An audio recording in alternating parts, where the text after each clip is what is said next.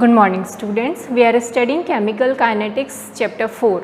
Okay, so far we have discussed about how the rate of reaction depends on the concentration of the reactant. Okay, today we are going to study how the rate of reaction depend on the temperature. Okay, so how it depends on the temperature. For a chemical reaction with rise in temperature by 10 degree, the rate of reaction is nearly doubled. Okay, क्या मतलब हुआ?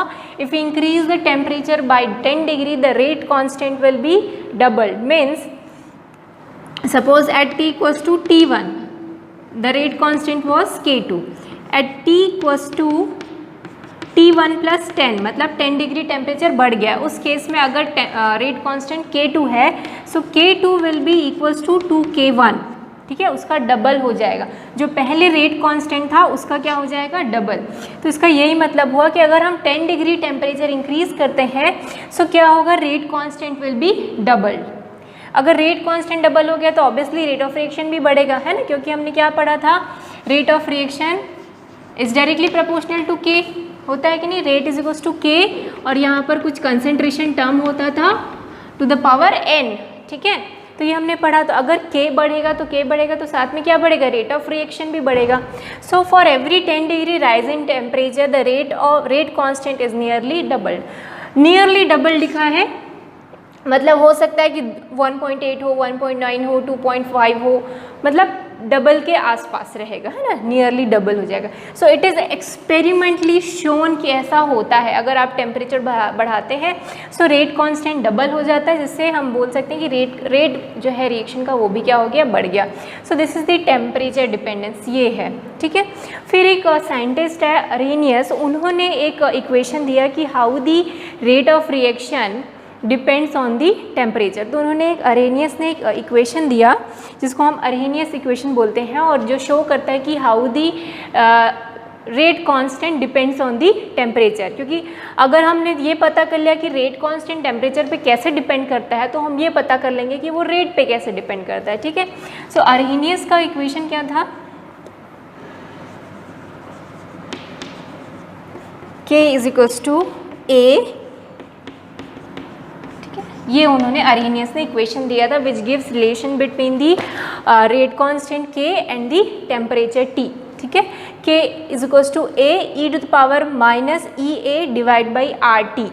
सो यहाँ पर K क्या है? Rate constant है. A जो है इसको हम बोलते हैं फ्रीक्वेंसी फैक्टर बोलते हैं या अरेनियस फैक्टर बोलते हैं. इसका और तीसरा नाम भी है प्री एक्सपोनेंशियल फैक्टर. ठीक है, तो उसके 3 नाम हैं. ठीक, फ्रीक्वेंसी फैक्टर, अरेनियस फैक्टर और pre exponential factor. R is a gas constant और T क्या है? टेम्परेचर. EA यहाँ पर इंपॉर्टेंट है. EA को बोलते हैं हम एक्टिवेशन एनर्जी. क्या बोलते हैं? Activation energy. सो पहले हम अरेनियस इक्वेशन को और पढ़ने से पहले हम जान लेते हैं कि एक्टिवेशन एनर्जी क्या होती है, और उसके बाद फिर हम अरेनियस इक्वेशन में फिर से आएंगे और जो फॉर्मूला फाइनली जो है अरेनियस इक्वेशन के लिए डिराइव करेंगे कि how the K depends on the temperature T. वैसे तो ये है ही फॉर्मूला एक, बट एक ये तो E की पावर पे है, हम लॉग पे निकालेंगे. ठीक है, दूसरा जो इक्वेशन निकालेंगे वो. तो पहले हम देखते हैं what is activation energy. So activation energy पढ़ने से पहले एक छोटी सी बात है. अगर दो कोई भी रिएक्टेंट आपस में रिएक्ट कर रहे हैं, ठीक है, सो जब आपस में रिएक्टेंट रिएक्ट करते हैं तो क्या होता है? कुछ बॉन्ड ब्रेक होते हैं और कुछ नए बॉन्ड फॉर्म होते हैं. ठीक है, सो सपोज एक दो रिएक्टेंट लेते हैं H2 और I2, दो आपस में रिएक्ट कर रहे हैं और बना रहे हैं 2HI. तो यहाँ पर क्या हो रहा होगा? पहले तो देखो, यहाँ पर हाइड्रोजन और हाइड्रोजन के बीच में बॉन्ड है और ऑक्सीजन के बीच में भी सिंगल बॉन्ड है. तो पहले ये तो बॉन्ड क्या होंगे? ब्रेक होंगे और नए बॉन्ड बनेंगे. तो उससे पहले क्या होता है? एक इंटरमीडिएट प्रोडक्ट बनता है इस तरीके से. ठीक है, आपकी बुक में बना हुआ है ये. ठीक है, कुछ नए बॉन्ड बनते हैं और कुछ पुराने बॉन्ड ब्रेक होते हैं, तो एक इंटरमीडिएट प्रोडक्ट बनता है. अभी यहाँ पर देखो, ये जो बॉन्ड बन रहा है और ये जो एच एच के बीच के बॉन्ड जो टूट रहा है, तो जब भी कोई बॉन्ड टूटता है ना, ब्रेक होता है, so we need to supply some energy, तभी बॉन्ड की ब्रेकिंग होगी। ठीक है, अगर हमको बॉन्ड ब्रेक करना है, so we need to supply some energy to the reactant, तभी क्या होता है, बॉन्ड ब्रेक होता है। और जब बॉन्ड का फॉर्मेशन होता है ना, तो एनर्जी रिलीज होती है। ये याद रखना है आपको कि जब बॉन्ड ब्रेक होगा तो एनर्जी हमको देनी पड़ेगी, और जब बॉन्ड का फॉर्मेशन होगा तो एनर्जी क्या होती है, रिलीज होती है। सो जब बॉन्ड ब्रेक होता है, so we need to supply some energy, और जब बॉन्ड फॉर्म होता है, कोई भी बॉन्ड फॉर्म होता है, तो एनर्जी क्या होती है, रिलीज होती है। ठीक है, तो पहले तो बॉन्ड का ब्रेक होना पड़ेगा, बॉन्ड को ब्रेक करने के लिए we need to supply some energy. अब कितनी एनर्जी देनी है, जैसे एग्जांपल लो, अगर आपको चाय बनाना है तो चाय में आपने दूध, शक्कर, चाय पत्ती डाल दिया, अब वो खुद से बन जाएगा क्या, नहीं बनेगा, आपको पहले उसको हीट करना पड़ेगा। और कितना हीट करना पड़ेगा, इतना अमाउंट में हीट करना पड़ेगा कि वो उबलने लगे और फाइनली क्या बन जाए, चाय बन जाए, है ना। तो जितना हमको मिनिमम अमाउंट ऑफ एनर्जी चाहिए ताकि ये दो मॉलिक्यूल्स हैं उनके बीच इफेक्टिव कोलिजन हो। इससे पहले मैंने आपको पढ़ाया था कि जब दो मॉलिक्यूल आपस में कोलाइड करते हैं, साइमल्टेनियसली कोलिजन होता है, तभी क्या होता है, नया कोई प्रोडक्ट फॉर्म होता है ना। ये लास्ट में कोलिजन थ्योरी में पढ़ाया था कि कोलिजन कैसे होना चाहिए, दो मॉलिक्यूल्स के बीच इफेक्टिव, मतलब वो उनका ओरिएंटेशन सही होना चाहिए और एक साथ कोलाइड होना चाहिए, तभी क्या होगा, बॉन्ड का फॉर्मेशन होगा, पुराने बॉन्ड टूटेंगे, नए बॉन्ड बनेंगे और प्रोडक्ट बनेगा। ठीक है, तो हमको इतनी एनर्जी देनी है इन मॉलिक्यूल्स को कि इनके बीच इफेक्टिव कोलिजन हो। सो जो मिनिमम अमाउंट ऑफ एनर्जी है ताकि ये क्या कर सके, बॉन्ड को ब्रेक हो सके, उसको हम बोलते हैं थ्रेशहोल्ड एनर्जी। क्या बोलते हैं, थ्रेशहोल्ड एनर्जी। सो इसके लिए आपकी बुक में एक प्लॉट है, उसको हम पढ़ेंगे। प्लॉट नंबर 4.7, फिगर 4.7 है, उसको हम समझने की कोशिश करते हैं, उससे एक्टिवेशन एनर्जी समझ में आएगी। ठीक है, सो ये एनर्जी है, ठीक है, और ये है रिएक्शन, प्रोग्रेस ऑफ रिएक्शन। ठीक है, रिएक्शन किस तरीके से प्रोसीड कर रहा है वो ये वाला लाइन बताएगा और ये बताएगी एनर्जी। तो जैसे कोई रिएक्टेंट है ना, ये H2 और I2 है, तो इन रिएक्टेंट की पहले से कुछ ना कुछ एनर्जी होगी ही होगी। जैसे आप चाय पत्ती जैसे आप पानी लेते हो, दूध लेते हो पहले में, तो उसका कुछ ना कुछ टेम्परेचर तो रहता ही होगा 25 डिग्री सेंटीग्रेड। जैसे आपको पानी उबालना है, पानी को उबालने के लिए हमको 100 डिग्री सेंटीग्रेड टेम्परेचर चाहिए, पर पानी का टेम्परेचर पहले से कुछ तो रहता है, 25 डिग्री सेंटीग्रेड, 28 डिग्री सेंटीग्रेड। ऊपर टंकी का पानी ले तो बहुत 30 डिग्री सेंटीग्रेड तक रहता है ऊपर का पानी, छत का, है ना, तो काफ़ी गर्म रहता है। तो अब आपको कम ही एनर्जी देनी पड़ेगी, 100 डिग्री सेंटीग्रेड तक गर्म करना है पानी को, और ऑलरेडी पानी 30 डिग्री सेंटीग्रेड तक गर्म है। ठीक है ना, तो हमको कुछ ना कुछ एनर्जी पहले से ही जो रिएक्टेंट है उसकी रहती ही है। तो यहाँ पर भी सपोज H2 और I2 की पहले से कुछ तो एनर्जी है, स्टार्टिंग में उसकी कुछ एनर्जी है, ऐसा नहीं कि उसके पास ज़ीरो एनर्जी है, क्योंकि ये लाइन एनर्जी शो कर रहा है, तो ये रिएक्टेंट है और इस रिएक्टेंट की कुछ तो पहले से एनर्जी है। ठीक है, इसको हम शो करते हैं रिएक्टेंट की एनर्जी को, सपोज R से, ER से, दिस इज़ दी रिएक्टेंट की एनर्जी। ठीक है, अब रिएक्शन होने के लिए उसको कुछ amount of, minimum amount of energy चाहिए। सपोज उसको इतनी एनर्जी चाहिए, जिसको हम बोलते हैं ETH बोलते हैं, सपोज थ्रेशहोल्ड एनर्जी। इसको क्या बोलेंगे, थ्रेशहोल्ड एनर्जी, कि जो रिएक्शन होने के लिए रिएक्टेंट के पास यहाँ तक की एनर्जी होनी चाहिए, तभी वो रिएक्शन पॉसिबल है। और रिएक्टेंट के पास कितनी है, इतनी एनर्जी है, तो हम उसको क्या देंगे, हीट देंगे। कितना हीट देना पड़ेगा उसको, ताकि उसकी एनर्जी कहाँ तक हो जाए, यहाँ तक। तो ये जो डिस्टेंस है, ये जो एनर्जी हम सप्लाई कर रहे हैं उसको, उसी को हम बोलते हैं एक्टिवेशन एनर्जी। एक्टिवेट कर रहे हैं हम मॉलिक्यूल्स को, क्या कर रहे हैं, एक्टिवेट, ताकि वो आपस में कोलाइड कर सकें। समझ रहे हैं, हमको कितनी एनर्जी चाहिए, जैसे कि 100 डिग्री सेंटीग्रेड तक आपको गर्म करना है पानी को, तो आपको कुछ अमाउंट में हीट सप्लाई करना पड़ेगा। बट पहले से ही पानी का कोई तो टेम्परेचर रहा होगा, 25 डिग्री, 30 डिग्री सेंटीग्रेड, कुछ तो रहा होगा, तो पहले से उसके पास कुछ तो एनर्जी थी ही रिएक्टेंट के पास। आप उसको थोड़ी और एनर्जी देंगे, मिनिमम एनर्जी, कि वो कहाँ तक पहुँच जाएगा, रिएक्शन जो है वो थ्रेशोल्ड एनर्जी क्रॉस कर जाएगा। उसी को हम बोलते हैं activation energy. So activation energy is required to form the intermediate product. ठीक है, ये जो प्रोडक्ट बना है इसको हम इंटरमीडिएट प्रोडक्ट बोलते हैं या एक्टिवेटेड कॉम्प्लेक्स बोलते हैं। क्या बोलते हैं इसको, एक्टिवेटेड कॉम्प्लेक्स, कि हम उस मॉलिक्यूल्स को इतनी मिनिमम एनर्जी दें कि हमको क्या मिल जाए, एक्टिवेटेड कॉम्प्लेक्स मिल जाए। और जैसे ही एक्टिवेटेड कॉम्प्लेक्स मिलेगा ना, अब क्या होगा, एक्टिवेटेड कॉम्प्लेक्स मिल गया तो अब बॉन्ड फॉर्मेशन होगा, ये और ये बॉन्ड फॉर्म होंगे और ये बॉन्ड टोटली पूरा ब्रेक होगा। तो यहाँ पर क्या हो रहा है, बॉन्ड का फॉर्मेशन हो रहा है, ठीक है। तो जब अभी तो इंटरमीडिएट है, इंटरमीडिएट के बाद क्या होगा, फाइनली बॉन्ड फॉर्मेशन होगा और हमको HI के 2 मॉलिक्यूल्स मिलेंगे, ठीक है। अभी तो ये हल्की लाइन से, फोर्स ऑफ अट्रैक्शन से वो लोग अटैच्ड हैं, फिर फाइनली बॉन्ड फॉर्मेशन होगा। तो जब बॉन्ड फॉर्मेशन होता है तो एनर्जी क्या होगी, रिलीज होगी, ठीक है। एनर्जी रिलीज होगी, इसका मतलब क्या है, अब एनर्जी इनकी क्या होने लगेगी, कम, क्योंकि ये रिलीज कर रहे हैं, रिएक्टेंट क्या कर रहे हैं, अपनी एनर्जी रिलीज कर रहे हैं। तो धीरे धीरे इनकी एनर्जी क्या होने लगेगी, जो रिएक्टेंट है, और हमको क्या मिलेगा, फाइनली प्रोडक्ट मिलेगा, ठीक है।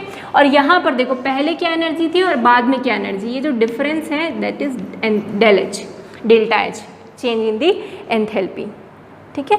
कि पहले कुछ सपोज पहले ER थी, बाद में EP हो गई है, सो डेल्टा एच क्या हो जाएगा, EP माइनस ER, ठीक है। रिएक्टेंट की पहले एनर्जी और ये प्रोडक्ट की एनर्जी। क्लियर हुआ, समझ में आया क्या हुआ एक्टिवेशन एनर्जी, की minimum amount of energy required to form the intermediate product और complex activated product is called the activation energy. Clear हुआ, ये फिर से एक बार समझा देते हैं कि देखो जब 2 मॉलिक्यूल्स कोलाइड करेंगे तभी उनके बीच क्या होगा, बॉन्ड फॉर्मेशन होगा। तो बॉन्ड फॉर्मेशन से पहले क्या होना चाहिए, बॉन्ड ब्रेक। बॉन्ड ब्रेक करने के लिए हमको क्या करना है, रिएक्टेंट को एनर्जी सप्लाई करना है। कितनी एनर्जी, थ्रेशोल्ड एनर्जी तक, इतनी एनर्जी सप्लाई करना है कि 2 मॉलिक्यूल्स जो हैं आपस में टकरा कर एक क्या बना ले, एक्टिवेटेड कॉम्प्लेक्स बना ले। जैसे ही एक्टिवेटेड कॉम्प्लेक्स बनेगा फिर क्या होगा, बॉन्ड, नए बॉन्ड का फॉर्मेशन होगा, और जब बॉन्ड फॉर्मेशन होगा तो एनर्जी क्या होगी, रिलीज होगी। तो यहाँ पर एनर्जी रिलीज हो रही है, मतलब धीरे धीरे एनर्जी क्या हो रही है, रिएक्टेंट जो प्रोडक्ट बन रहा है उसकी एनर्जी कम होती जा रही है, ठीक है। तो ये जो एनर्जी है, एक्टिवेटेड एनर्जी क्या होती है, पहले से रिएक्टेंट की कोई एनर्जी रही होगी और उसको प्रोडक्ट बनाने के लिए कितनी चाहिए, यहाँ तक की एनर्जी चाहिए। तो ये जो मिनिमम एनर्जी हम प्रोवाइड कर रहे हैं यहाँ से यहाँ तक की, उसको हम बोलते हैं activation energy, EA। So clear हुआ ये ग्राफ। अब हम वापस से अरेनियस इक्वेशन में आते हैं और पूरा फॉर्मूला डिराइव करते हैं, okay. So this is Arrhenius equation, K is equals to A into E minus EA by RT। यहाँ पर K क्या है, दिस इज रेट कांस्टेंट, ठीक है। इसको हम क्या बोलते हैं, इसको मैंने बताया 3 चीज़ें बोलते हैं इसको, या तो फिर बोलते हैं अरहेनियस फैक्टर, ठीक है, इसको क्या बोलते हैं, अरहेनियस फैक्टर, और क्या बोलते हैं इसको, फ्रीक्वेंसी फैक्टर, या प्री एक्सपोनेंशियल फैक्टर, ठीक है।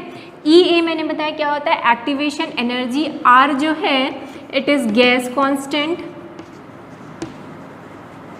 एंड T इज टेम्परेचर, ठीक है। सो ये है relation between rate constant and temperature, Arrhenius equation. इसको इक्वेशन नंबर 1 दे दो, ठीक है। अब हम इक्वेशन नंबर 1 का हम लॉग लेंगे, natural log means ln log लेंगे, ठीक है। क्यों ln लॉग ले, क्योंकि यहाँ पर e की पावर है, e जो किस में आता है, नेचुरल लॉग में आता है, ठीक है। So taking natural log of both sides, हम दोनों साइड में नेचुरल लॉग लेते हैं। सो ln k, नेचुरल लॉग को हम किससे शो करते हैं, ln k से, ठीक है, is equals to ln a into E minus EA by RT, ठीक है।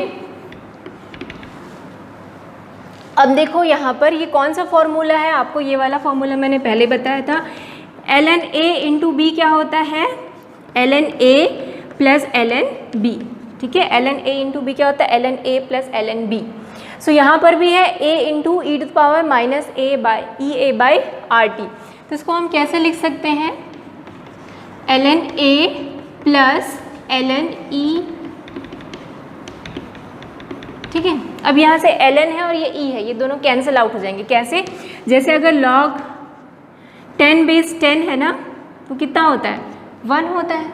वैसे log या ln E क्या होता है, ln E भी 1 होता है, ठीक है। ln E क्या होता है, 1। सो ln E 1 हो गया, तो ये हो जाता है ln A माइनस, इसको आप, ये पावर है, पावर को हम कहाँ लिख सकते हैं, बाहर लिख सकते हैं, ठीक है, ऐसा लिख सकते हैं। क्यों लिखे ये वाला चीज़, ये भी आपको पहले बताया हुआ था कि log 10⁻² है, तो उसको कैसे लिख सकते हैं, 2 log 10 ऐसा लिख सकते हैं, ये बताया था आपको। तो वैसे ही यहाँ पर भी होगा, किसी की भी जो पावर है उसको हम कहाँ लिख सकते हैं, बाहर लिख सकते हैं, ठीक है। जैसे log A to the power B है, तो उसको क्या लिख सकते हैं, B = B log A।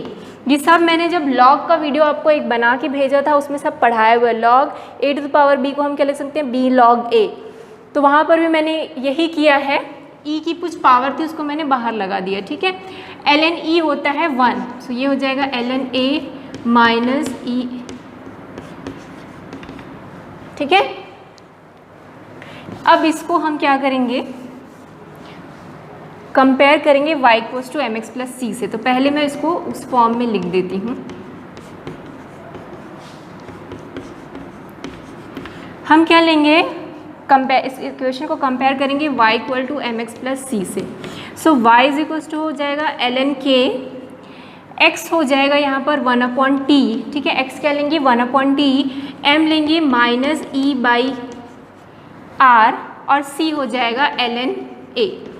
तो m क्या होता है, m shows the slope of the line, c shows the intersection in y axis। y axis में क्या बताता है, इंटरसेक्शन बताता है। तो चलो ये लाइन ड्रॉ करते हैं हम लोग, x और y एक्सिस ले लेते हैं। x एक्सिस क्या है, 1/t, तो this is 1/t। y axis क्या है, ln k, ठीक है। अभी क्या है, स्ट्रेट लाइन का इक्वेशन है, और स्ट्रेट लाइन का इक्वेशन है, इसमें क्या बोल रहा है, c क्या है, ln a, मतलब this is intersection point. c क्या होता है, इंटरसेक्शन पॉइंट, तो ये this point is ln a। यहाँ से लाइन क्या होगी, स्टार्ट होगी, और इसका लाइन का स्लोप क्या होगा, स्लोप मतलब m मतलब EA/r, this is the slope of the line. So ln k और 1/t में हमने ग्राफ खींचा तो ये आया हमको, ठीक है। So this shows the Arrhenius equation का। अब इसमें हम आगे और इसको थोड़ा सा मॉडिफाई करते हैं, ये हमारा फाइनल इक्वेशन था, ठीक है। अब हम देखते हैं, ये क्लियर हो गया, इसको मैं रब कर रही हूँ। अब जो हम फाइनल इक्वेशन डिराइव करने वाले हैं, जनरली हम उसी क्वेश्चन का यूज़ करके न्यूमेरिकल बनाते हैं, ठीक है। So suppose at temperature at t = T1, जो रेट कांस्टेंट k था वो K1 है, ठीक है। एट t = T2, जो रेट कांस्टेंट है वो K2 है। तो इस इक्वेशन को हम मॉडिफाई करेंगे, पहले लिखते हैं ln K1 = -EAR T1 + ln A। जो A है it is a constant for equation, कोई पर्टिकुलर केमिकल रिएक्शन के लिए A जो है वो क्या रहेगा, कांस्टेंट। तो हम उसी रिएक्शन में क्या कर रहे हैं, पहले T1 टेम्परेचर में K1 निकाला, फिर हमने टेम्परेचर बढ़ा दिया और फिर T2 टेम्परेचर में K2 फाइंड किया, ठीक है। उसी रिएक्शन में ही हमने टेम्परेचर बढ़ा के K1 K2 फाइंड किया। तो पहले ये रिएक्शन हो जाएगा,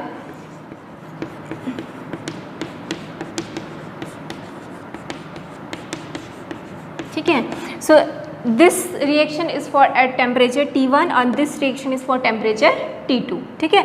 अब इन दोनों को हम सब्ट्रैक्ट कर देंगे। इसमें हमने एक कंडीशन ये मानी है कि T2 is greater than T1, तो T2 बड़ा है, मतलब K2 भी बड़ा होगा, है ना, क्योंकि टेम्परेचर बढ़ता है तो उसके साथ रेट कांस्टेंट भी बढ़ता है ना। ये हमने पढ़ा है अभी कि जैसे टेम्परेचर बढ़ाते जाएंगे रेट कांस्टेंट भी बढ़ता जाएगा। तो अगर T2 बड़ा है तो K2 भी बड़ा होगा, ठीक है। तो हम इस इक्वेशन को नंबर दे देते हैं, सपोज 3, इसको 4 दे देते हैं। सो अब हम करेंगे 4 - 3, क्योंकि ये बड़ा है, ln K2 बड़ा रहेगा तो उसको उसी से माइनस करेंगे, बड़े को छोटे से, ठीक है। सो माइनस कीजिए, बहुत इजी है, ऐसा कुछ भी टफ नहीं है। ln K2 minus ln K1, ठीक है। राइट हैंड साइड को राइट हैंड साइड से माइनस करेंगे, लेफ्ट हैंड साइड को लेफ्ट हैंड साइड से।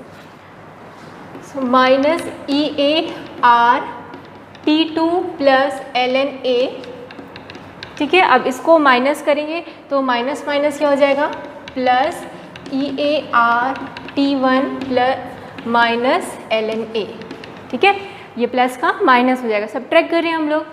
सो LNA और LNA कैंसिल हो गया। अब देखो LNK2 माइनस LNK1 को क्या लिख सकते हैं हम, LNK2 बाई K1, ठीक है, ऐसा लिख सकते हैं हम लोग।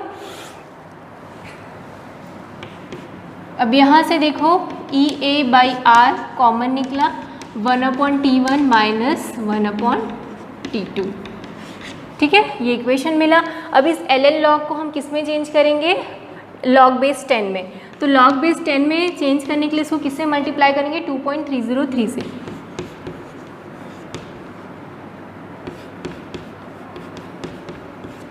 सिंपल लॉग भी लिखोगे तो इसका मतलब वही है, ये ln नेचुरल लॉग है and this one is log base 10। ये T2 minus T1 by T1 into T2, यहाँ पर मैंने T1 T2 क्या ले लिया है, LCM लेके बना दिया, ठीक है। अब फाइनल मुझे क्या मिलेगा, log K2 by K1 is equals to EA। इस 2.303 को मैं ट्रांसफ़र कर रही हूँ,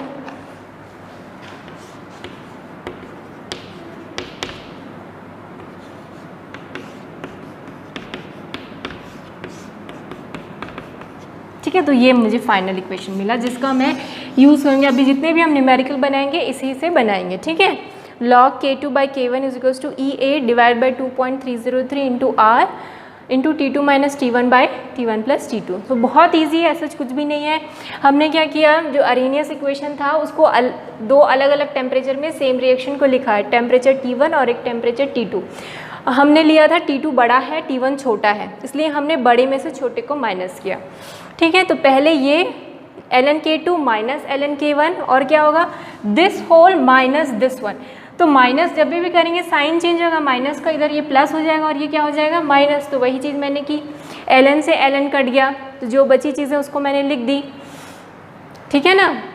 यहाँ से कॉमन बाहर निकाला, EA बाई R को कॉमन निकाला और फाइनली ये मिल गया मुझे।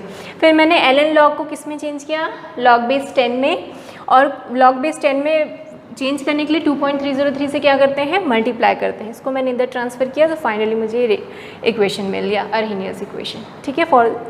सो ये रिएक्शन का यूज़ करके जो आपकी बुक का ही एक न्यूमेरिकल है वो आप बना सकते हैं 4.11, ठीक है। रिएक्शन एग्जाम्पल 4.11 है, बहुत ईजी है।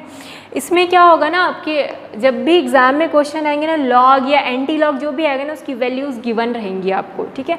तो टेंशन लेने की ज़रूरत नहीं है, लॉग की वैल्यूज़ गिवन रहेगी आपको एग्ज़ाम में, ठीक है। अब हम लोग देखते हैं, टेम्परेचर का तो पढ़ लिए हम लोग, अब देखते हैं कैटालिस्ट का क्या इफेक्ट पड़ता है किसी भी रेट ऑफ रिएक्शन में, ठीक है। ये आखिरी टॉपिक होगा क्योंकि कोलिजन थ्योरी आपके सिलेबस से हट चुका है, ठीक है। तो इफ़ेक्ट ऑफ कैटालिस्ट जो होगा वो आखिरी टॉपिक है, थ्योरी टॉपिक है, और इसके बाद हम लोग पूरे न्यूमेरिकल कम से कम क्लास लेंगे न्यूमेरिकल के, क्योंकि आप लोग तो सॉल्व कर ही नहीं रहे हैं न्यूमेरिकल्स। तो एक या दो क्लास में लूँगी न्यूमेरिकल्स के, जिसमें हम न्यूमेरिकल करेंगे, ठीक है। तो एक लास्ट जो थ्योरी टॉपिक है उसको कर लेते हैं, effect of catalyst, okay. So how the catalyst effect the rate of reaction. तो जनरली जो कैटलिस्ट होते हैं ना, they increase the rate of reaction, ये रेट ऑफ रिएक्शन को बढ़ा देते हैं। They do not take part in the chemical reaction but they increases the rate of reaction. तो आपकी बुक में पहले ही डेफिनेशन ही यही है जब आप इफेक्ट ऑफ कैटलिस्ट पढ़ोगे, a catalyst is a substance which increases the rate of reaction without itself undergoing any permanent chemical change. खुद उसके में कोई परमानेंट केमिकल चेंज नहीं होता है, ठीक है। कैटलिस्ट में कोई चेंजेस नहीं होते, वो एज इट इज़ रहता है, बट वो रेट ऑफ रिएक्शन को क्या करता है, इंक्रीज़ कर देता है। सो अभी जो अकॉर्डिंग टू जो नई थ्योरी है उसमें हम बोलते हैं कि जो कैटलिस्ट है they can take part in the chemical reaction, वो केमिकल रिएक्शन में हिस्सा तो लेते हैं और एक इंटरमीडिएट प्रोडक्ट बनाते हैं, ठीक है। उसके बाद वो इंटरमीडिएट प्रोडक्ट जो है उसका डिकम्पोजिशन हो जाएगा और डिकम्पोज होकर फाइनली हमको क्या मिलता है, प्रोडक्ट मिलता है, और हमको जो कैटलिस्ट है वो एज इट इज़ फिर से वापस मिल जाता है, ठीक है। इससे पहले मैंने जब आपको ऑर्गेनिक केमिस्ट्री पढ़ाई थी तो मैंने बहुत सारा आपको बताया भी था कि किस तरीके से जो है कैटलिस्ट पार्टिसिपेट करता है केमिकल रिएक्शन में, और आखिरी में फिर से हमको वो कैटलिस्ट वापस से मिल जाता है, ठीक है। सो एक दो रिएक्शंस मैंने ऐसे भी करवाए थे आप लोगों को। तो जो कैटलिस्ट है वो it can take part in the chemical reaction, but at the end वो हमको क्या मिल जाता है, फिर से मिल जाता है वापस से, ठीक है। सो जो कैटलिस्ट होते हैं ना, ऐसा होता है कि they provide an alternate path for the chemical reaction, ठीक है। वो एक दूसरा नया पाथ बना देते हैं कि अगर हम इस पाथ से जाएंगे तो रिएक्शन क्या हो जाएगा, जल्दी हो जाएगा। So it is believe that catalyst provide an alternate path और reaction mechanism by reducing the activation energy between the reactant and product and hence lowering the potential energy barrier. So इसको एक आपकी बुक में ही जो है diagram, एक figure है, उससे समझते हैं। इधर जो है वो रिएक्शन का प्रोग्रेस बता रहा है, this is progress of reaction, और ये है एनर्जी। सो जब रिएक्टेंट आपस में रिएक्ट करेंगे तो उसके पास कुछ तो एनर्जी पहले से रहेगी, suppose this is the energy of reactant, और उसको टोटल कितनी एनर्जी चाहिए, ये ई थ्रेशोल्ड एनर्जी चाहिए, इतनी एनर्जी होगी तभी क्या होगा, प्रोडक्ट का फॉर्मेशन होगा, ठीक है। इसको आप यहाँ तक भी बना सकते हैं, यहाँ तक भी, जैसा भी है, ठीक।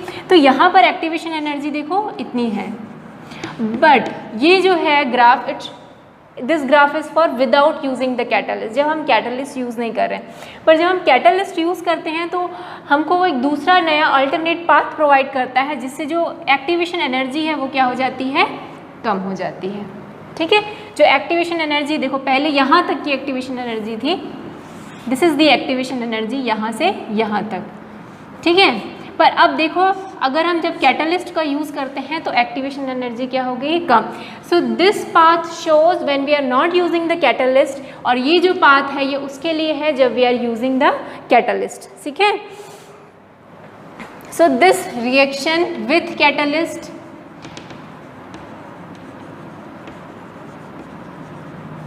And this shows the reaction without catalyst.